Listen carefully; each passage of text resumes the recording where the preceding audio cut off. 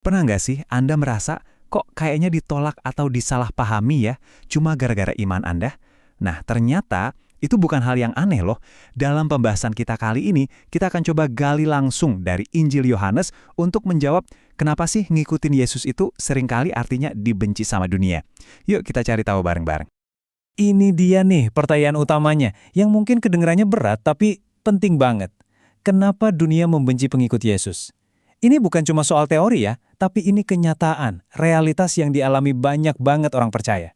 Jawaban yang bakal kita temukan bareng-bareng nanti, wah, ini bisa mengubah total cara kita memandang siapa diri kita sebenarnya di dalam Kristus. Oke, kita langsung aja selami jawabannya. Untuk benar-benar ngerti akarnya, kita harus mulai dari sumber utamanya, yaitu dari perkataan Yesus sendiri. Dia yang ngejelasin kenapa kebencian ini bisa sampai terjadi. Dan disinilah kuncinya. Yesus itu sama sekali nggak pernah janjiin jalan yang mulus dan gampang. Justru sebaliknya, dia bilang, ingat ya, dunia itu udah benci aku duluan sebelum benci kamu. Wah, ini pengingat yang kuat banget kan? Artinya, kalau kita ngalamin penolakan, sebenarnya kita itu lagi jalan di jejak yang sama persis dengan guru kita. Nah, pemahaman ini benar-benar ngubah cara kita melihat semuanya. Jadi, dibenci sama dunia itu bukan tanda kita gagal. Sama sekali bukan. Justru, itu jadi tanda kalau ada sesuatu yang fundamental, yang mendasar, udah berubah dalam diri kita. Ini tuh kayak efek samping alami dari sebuah transformasi identitas yang super dalam. Oke, jadi perubahan identitas yang kayak gimana sih maksudnya? Nah, bagian selanjutnya ini bakal nunjukin alasan utama di balik semua konflik ini. Intinya adalah kita ini udah dipisahin dari sistem dunia, kita bukan lagi milik dunia. Logika yang Yesus kasih itu sebenarnya simple banget. Coba deh kita lihat. Dunia itu ya suka sama yang miliknya. Klop gitu. Kalau kita masih jadi bagian dari dunia, ya dunia bakal sayang sama kita. Tapi begitu kita bukan lagi bagian dari sistem itu, reaksinya ya jelas penolakan. Udah kayak hukum sebab akibat aja, nggak bisa dihindari. Dan ayat ini benar-benar negasin poin utamanya. Perpisahan ini tuh bukan pilihan kita loh, tapi ini adalah tindakannya Kristus yang secara aktif memilih kita keluar dari dunia.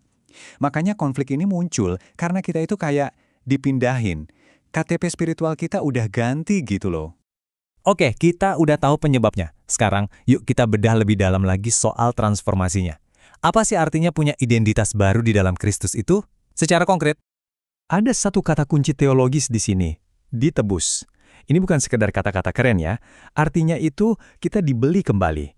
Kita diselamatkan dari kondisi kita yang lama dan ada harga yang dibayar untuk itu. Bayangin deh kayak seseorang yang ditebus dari perbudakan. Statusnya, kepemilikannya, semuanya berubah total. Nah, kayak gitu. Terus harganya berapa? Nah, ini yang bikin merinding. Harganya itu nggak ternilai. Bukan pakai emas atau perak yang bisa hilang.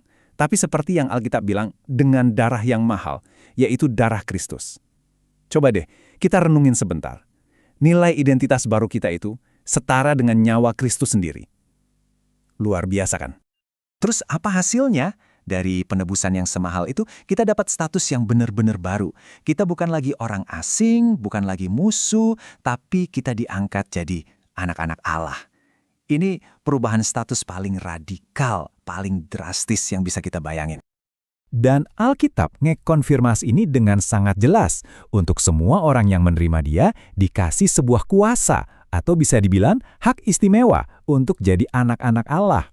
Status baru ini murni anugerah ya, kita terima cuma-cuma lewat iman. Oke, sekarang kita masuk ke bagian praktisnya. Kalau kita emang beneran anak Allah dan bukan milik dunia lagi, terus gimana dong cara kita ngejalanin hidup? Nah, jawabannya ini ngebawa kita ke sebuah konsep yang jujur cukup menantang, yaitu mengikuti jejak penderitaan Kristus. Sekali lagi, Yesus itu benar-benar nggak nutup-nutupin kenyataan. Dia bilang terus terang, seorang hamba itu nggak lebih tinggi dari tuannya. Logikanya, kalau dunia aja menganiaya dia, ya, dunia juga bakal menganiaya kita. Mungkin kedengarannya berat ya, tapi penganiayaan itu bukan sesuatu yang aneh. Malah bisa dibilang, itu bagian yang wajar, udah sepaket sama perjalanan kita ngikutin dia. Dan disinilah perspektif kita di balik 180 derajat. Menderita karena berbuat baik itu ternyata bukan hukuman. Luar biasanya Alkitab malah nyebutnya kasih karunia dan sebuah panggilan. Coba bayangin, pas kita dianiaya karena iman, kita itu sebenarnya lagi dikasih sebuah kehormatan untuk ikut ambil bagian dalam penderitaan Kristus. Jadi gimana caranya kita ngikutin jejak ini secara praktis? Polanya kayak gini. Pertama, kita bersedia menderita demi kemuliaan Tuhan, sama seperti Kristus. Kedua, kita tetap berbuat baik, nggak peduli sesulit apapun situasinya. Dan yang ketiga, lewat cara inilah hidup kita bisa jadi teladan yang nunjukin siapa itu Kristus.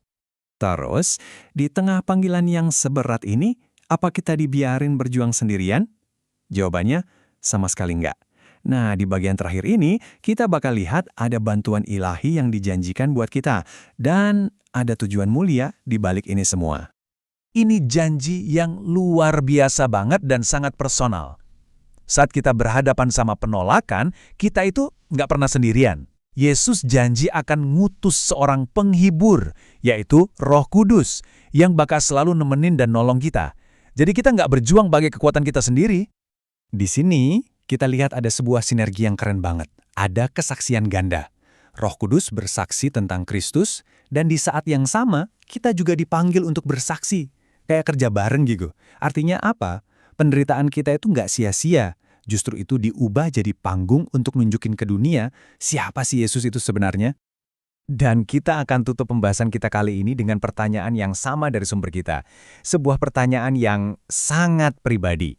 Setelah kita ngerti semuanya, kalau penolakan itu tanda identitas baru kita, dan penderitaan itu adalah panggilan untuk ngikutin jejaknya, pertanyaan terakhir ini kembali ke diri kita masing-masing.